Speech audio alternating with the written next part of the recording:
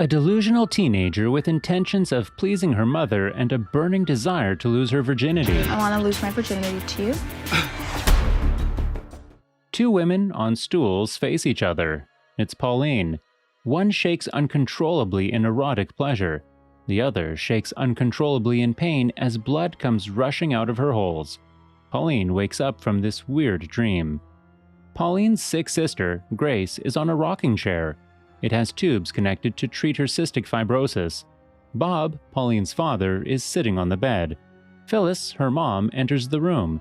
At the breakfast table, Phyllis asks Pauline to chew with her mouth closed. Phyllis then expresses her favoritism towards Grace. At the school, all the students enter the campus. In class, Pauline attentively listens as they discuss the reproductive system. Pauline raises her hand. She asks if it's possible to contract an STD from having intercourse with a dead person. The class turns to her and laughs. Everyone judges her weird thoughts. The teacher ignores her. Natalie talks to Abigail about her disappointing intimate experience with her boyfriend at the bleachers. Pauline sits by them and eavesdrops. Abigail taunts, saying maybe her boyfriend is gay. The boyfriend, Adam, arrives. Pauline says out what Abigail had said. She also adds that Adam isn't attractive enough to be a homosexual. Pauline and her mother are in the car. They're on their way back home. Phyllis asks Pauline to wear her seatbelt. When she resists, Phyllis stops the car and refuses to move unless Pauline does so. She puts it on and asks her to act mature if she wants to be treated like an adult. Later that day, Pauline prays. She also plans to have premarital intercourse and asks for forgiveness in advance. She states that God has to forgive her as long as she apologizes for it. It's the next day. Pauline walks through the school locker rooms. She's the first to complete their exams. The teacher asks if she's positive with her answers. She boldly states that the math equations have no bearing on her future as a surgeon. Meanwhile, Phyllis plans to make Pauline join a cotillion dance class. She disapproves, saying Phyllis is trying to ruin her life. Pauline throws away the flyer and leaves. At the dinner table, Pauline disputes that she's too old for the cotillion class. Phyllis wants Pauline in the class for her to know how to act like a proper lady.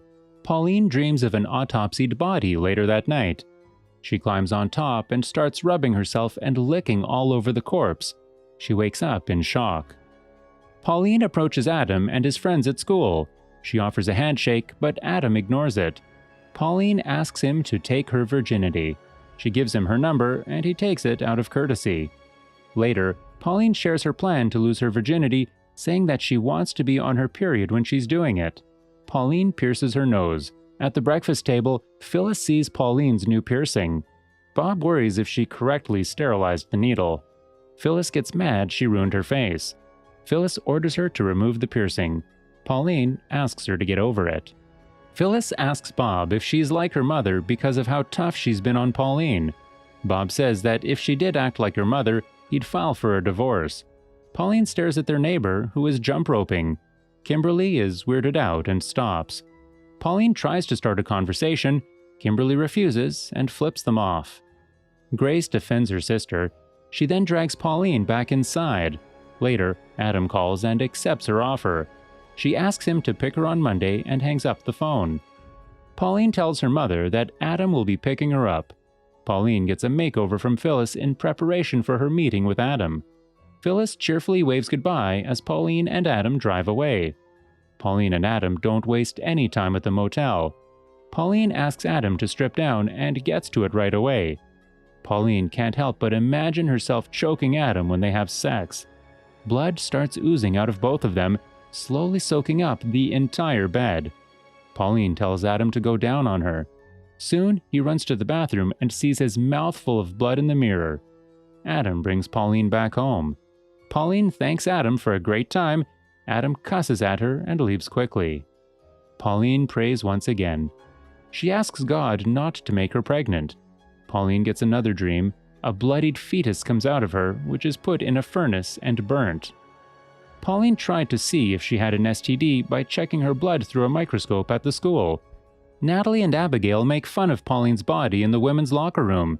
Pauline later makes marks on her abdomen. She tells Grace that she intends to undergo an umbilicoplasty to improve her appearance. Grace points to her chest and says what boys are interested in. Phyllis approaches Pauline at home, accusing her of stealing an Ipecac bottle from the cabinet. She acknowledges it and said she did it to escape the cotillion. Pauline stands out among the teenagers at the event. Pauline is sitting with a lonely girl. Pauline suggests the girl undergo surgery to fix her face. A young boy asks Pauline to dance, and she agrees.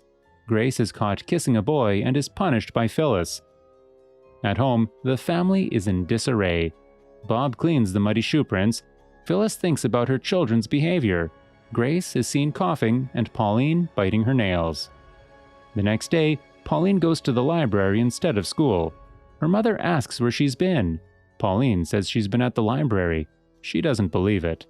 Pauline opens her backpack and throws her things on the floor. Phyllis slaps her. Pauline later overhears Phyllis and Bob converse. Phyllis says Pauline is a burden to the family and should be thrown out. She also says that loving her is impossible. Pauline sobs uncontrollably as she listens. Pauline sees a dead bird on her way to school the following day. She takes it from the road and places it in her backpack. Pauline returns home and dissects the bird, removing all of its organs. She licks the bird's blood off of her hands. Pauline prays again. She wants to apologize for having sex, but blames God for giving her hormones, driving her to have desires. She then has another dream where women caress her as she retrieves her own severed head from inside a corpse.